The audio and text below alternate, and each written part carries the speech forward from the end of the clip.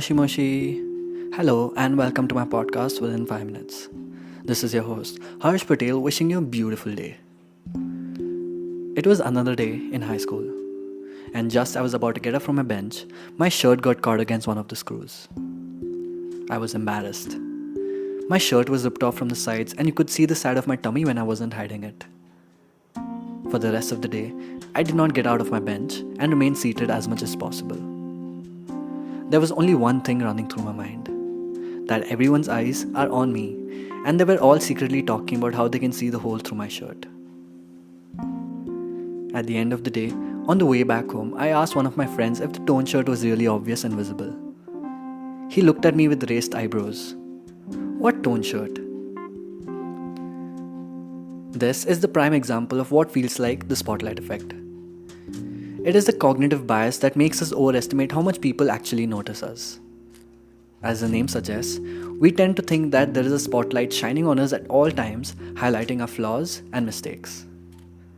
But in reality, people are too preoccupied with their own lives to notice you have done something embarrassing. It's an odd phenomenon. There are tons of people in the room and millions of things happening around you, and yet you are convinced that all the eyes are on you. It makes you feel panicky, uncomfortable, and out of your element. You'd totally be planning your escape. The thing is, everyone experiences this to some degree. With social anxiety, the spotlight is almost paralyzing.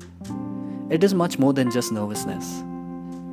Even when you know you're being irrational, and even when you know you want it to stop, this self-centered way of thinking overwhelms you and you cannot stop.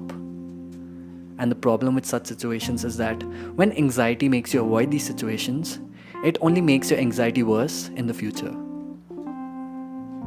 Since we are looking at things from our own perspective, we struggle to accurately judge what other people's perspective is like. We end up believing that other people's perspective is more like our own than it actually is. It is especially true because you are more familiar with your own behavior and appearance than other people are. So you are also more aware when there is something off about it. So while we are out here worrying about what others are noticing about us, in reality, most of them aren't. If you're in the same calculus class, there is a very small chance that I will remember what shirt you're wearing, unless of course I'm interested in you or I have Sherlock's memory. Why? Because I have my own life to attend to.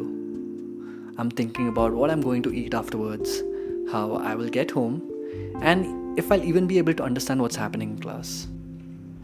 Most people are just not interested in how you look or what you're doing. And I don't mean this in a rude way.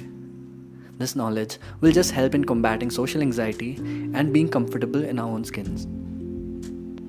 While it's difficult to avoid this kind of biased thinking entirely, being aware of it can sometimes reduce the influence on you. Essentially, when you are in doubt or feel self-conscious, assume that you are likely overestimating how much people care about this, and relax. Remember that even if someone does notice whatever you're worried about, they probably wouldn't care about it nearly as much as you think, and they won't even remember it in the long run. Also, how would you feel if the roles were reversed? Would you judge a coworker for something they said or something they did? The answer is probably not. Humans tend to be forgiving, and even so when there's something minor. This pattern of looking at things from the outward point of view will reduce how anxious you feel when you make a mistake. The bottom line is, the spotlight effect happens to all of us. But make sure to continue doing whatever you started doing anyway. Even I find myself zoning out and not paying attention to the things around me. It's natural that we do not notice and even care about the things that are happening to the people around us. So even if you mess up, don't worry. We've all been there.